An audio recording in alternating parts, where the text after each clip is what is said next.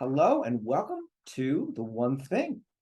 Today, my guest is someone I have been dying to have on. It's Carol Marzouk.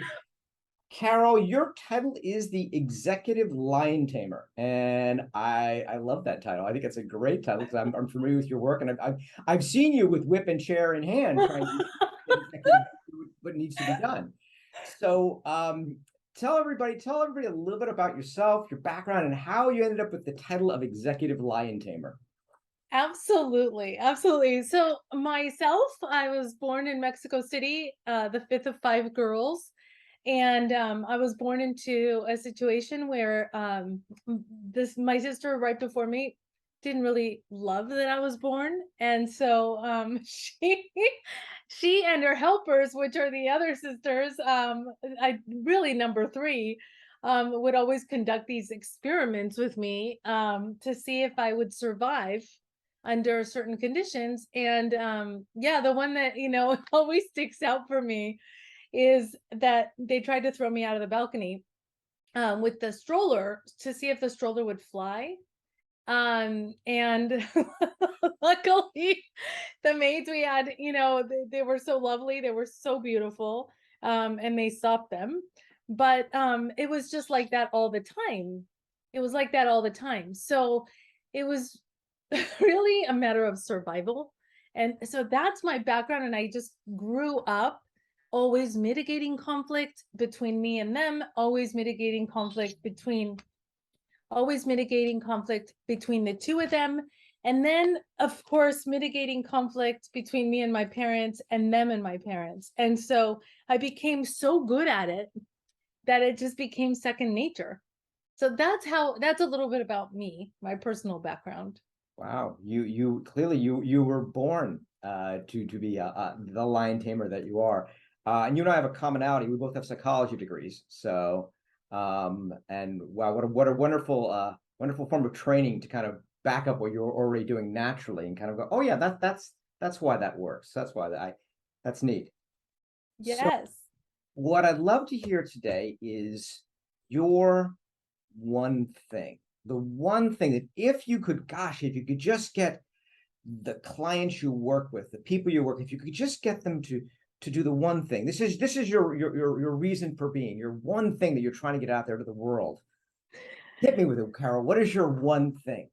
It's feel the fear and do it anyway. That's my one thing. It was a book title, well, it still is, that came to me, oh, I don't know, maybe decades ago. And it inspired me to do a lot of things in my life, like go to college without my parents knowing, um, do the things that I knew that at 90 years old, if I didn't do them now, I would regret it. And there would be no one to blame but myself. And so that's the one thing that I get all of my lions in the workplace to think about. And a lot of times, Seth, that one thing for them is being vulnerable, being authentic. Do you think with because you're dealing mostly at the C-suite level, right? Yeah, C-suite, surgeons, attorneys, anyone from the boardroom to the mailroom that really is not being their best self. Where do you think that fear is coming from for the most part? I think it's coming from this belief that they have grown up with, and then also that the belief has worked for them. I mean, most of them are very successful financially, millionaires and multimillionaires, and that's what got them to the dance, a certain behavior and a certain attitude. And now we're in a totally different place where that just doesn't work. And now it's actually coming back to bite them. And they don't know how to take those masks off and how to be themselves when they can't even find themselves sometimes. Wow. So if they don't, I hear you, right? That there is a courage in vulnerability. There's a courage in saying, I don't know. Yeah. So what happens when they don't do that? What happens when they stay with the, I know what's right, I know what I'm doing, damn it. What are you seeing? Because you're coming in when usually the ship's already on fire by the time you're walking on board, correct? Many times, yes. So what is as a result of of not being able to be vulnerable as a result of not being able to have that courage to say, I don't know, what are you seeing? What is happening? Well, from the beginning, I know, look, if the ship is on fire, to use your analogy, if they don't want the fire department to come in and save them, I have nothing to do. There's nothing for me to do. And so we part ways. Many times the people that refer these folks into me, which happens many times, they'll say, oh, they're not coachable. They're not going to be open to this, etc. And most of the time they're wrong. The truth is that most people are in pain when they're behaving that way, and they've been in pain for a long time. Their relationships are in pain, and they're in dire need of resuscitation. So they're actually happy to be able to take off their masks with me, because there's no repercussion to that. It's all confidential and it's a safe space. Wow. Wow. You used a term, you talked about being coachable. And I know that word a lot from my consulting work because among many of us consultants, what we are looking for are, quote, coachable clients. If a client is not coachable, there's no point. But you're running into clients, you're running into organizations where these people were stamped uncoachable, Yes. and you found them coachable. Can you talk a little bit about that? Because like I said, I know for many in the consulting group, and probably people are going to be listening to this, those who are deemed uncoachable are deemed, not going to be a good idea. We're not going to go there. Whatever we bring is not going to be received well. Yes, they're just not ready. Well, the reason they're deemed uncoachable by the folks that work with them is because they only see one part of them.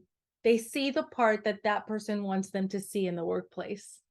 And when they come to me, if they're not coachable, you asked me about how I got my moniker, the Executive Lion Tamer. About 2% of the people that actually come to me after trying a lot of different things are really not coachable. It's just 2%. The other ones appear not to be. And the Executive Lion Tamer moniker came about because there was this amazing attorney. He is a litigator, and he gets results most of the time for his clients, if not all the time, really. And he's so good in the courtroom. In the office, he was the same as he was in the courtroom, and people feared him. And when I met with him, because he was referred to me because there was a lot of turnover in the attorney's office, and so I met with him, and he said, Carol, I'm sorry, but I bring in all of the money, or most of the money, to this firm. So it's everybody else's problem, not really mine.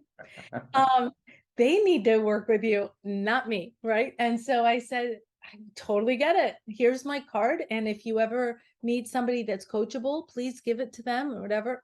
And about a month later, he got so angry that he was able to pick up the conference room chair, which is heavy, and throw it across the room. And he grazed an associate's shoulder, and he called me in a panic. And he basically said, I almost hit an associate. I grazed her shoulder. And of course, I'm like, so are you calling me because you need better aim? And he was not pleased with that.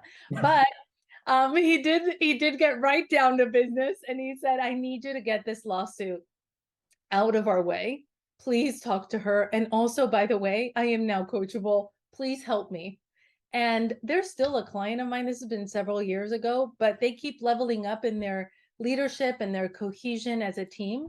So that problem is long gone. But like most of my clients, they stay with me because they want to keep getting better and better. What a great story. Yeah, he had to bottom out, right? Before he was ready to have that moment of, okay, I need to fix this. Exactly. Is that usually the case? Or is that something happens? Is that spark that happens? That Only with the people that really are those 2%. Sometimes they do turn over into yes, I'm coachable, but most of the time they are coachable from the beginning. They even call themselves lions. They like, I'm a lion, I need to be tamed, right? I need help. And some people that it doesn't resonate with, sometimes they don't even come to my desk when they see Executive Lion Tamer. It immediately intimidates them. And that tells me something too. So they're just not my people, right? So yeah, but it's really interesting how perceptions are just that. So your one thing is to feel the fear, but do it anyways.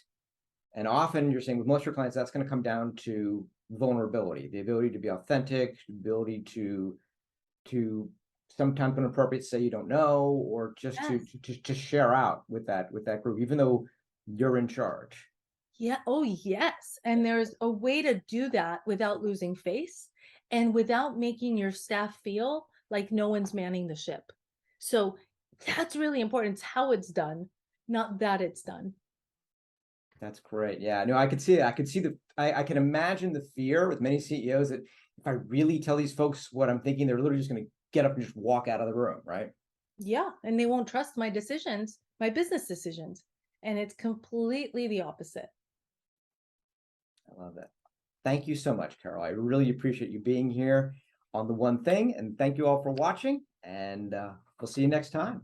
Thank you.